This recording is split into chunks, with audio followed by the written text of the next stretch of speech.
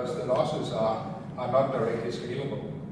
So it's important to get as much information at the various conversion steps as possible.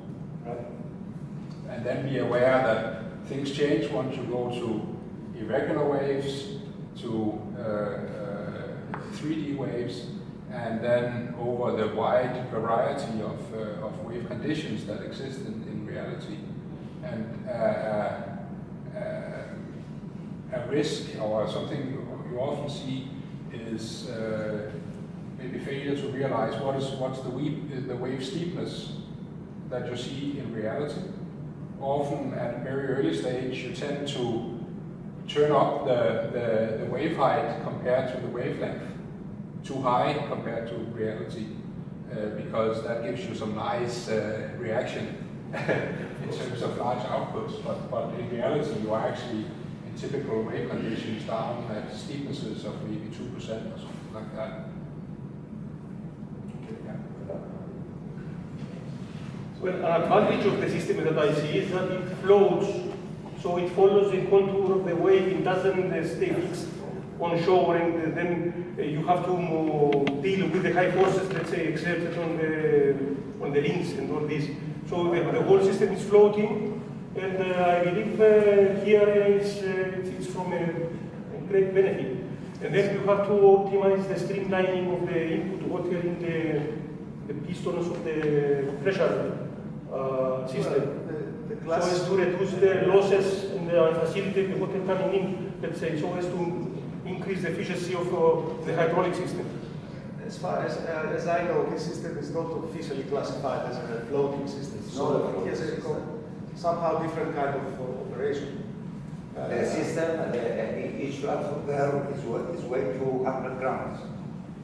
But the power it gives to the power takeoff is it can go to 10 kilos both ways, up and down. But the platform is only weight 200 grams. So it's not a float, because if it's a float, it can't push more than 200 grams. It's work with the whole mass of wave, not as a floating system, because it is not a floating system, it's a neutral system.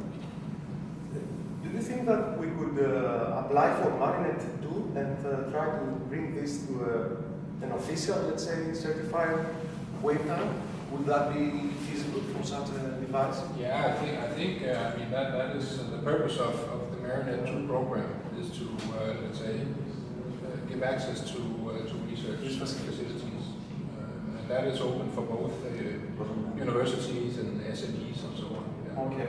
How big is the wave tank? Our wave tank, it's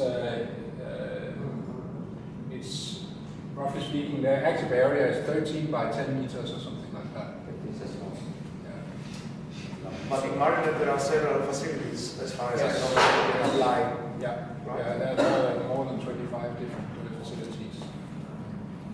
Okay, just a small clarification again from my side. I'm trying to understand the whole picture. So Jens, when you are saying that you can easily accept the point that you can convert 60% of the input energy to the webcam to hydraulic, let's say, energy from this device, what's the rationale then that basically limits you to accept the point that you can convert, let's say, 50% or 40% to electrical energy later on? So what's the challenges there? Why do you think that it would be minimal, the electricity and the electrical energy coming out of this device?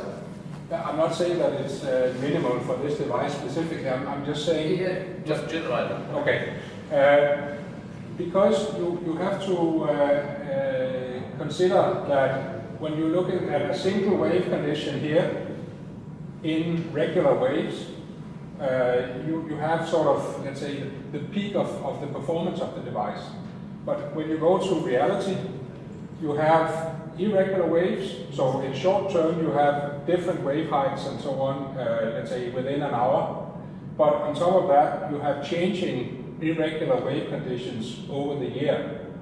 So you have to consider all the wave conditions that you have over a long time. So normally you depict that as a scatter diagram, so different combinations of wave heights, periods, and if it's a directional device, you also need to consider directionality, and then evaluate the performance in these individual sea states. And typically you design a system